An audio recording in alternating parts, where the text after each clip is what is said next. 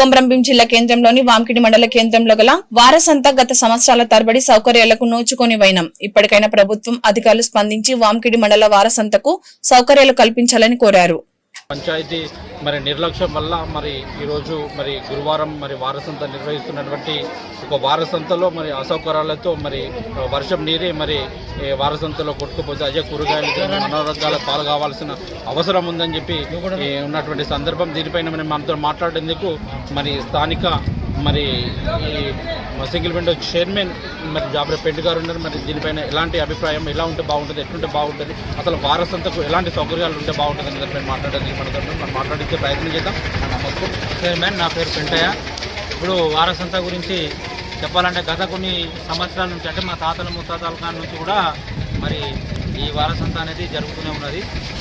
కాకపోతే ఇప్పుడు వ్యాపారస్తులు, మన కూరగాయల వ్యాపారస్తులు వాళ్ళకు సరైన సౌకర్యం లేదాడ. ఎందుకంటే అక్కడ షెడ్లు ఉన్నట్లయితే వర్షాకాలం కూడా చాలా ఇబ్బంది పడుతున్నారు వాళ్ళు. కాబట్టి ఈ వారసంత అనేది అందరికీ అవసరమైన విషయం ఇది.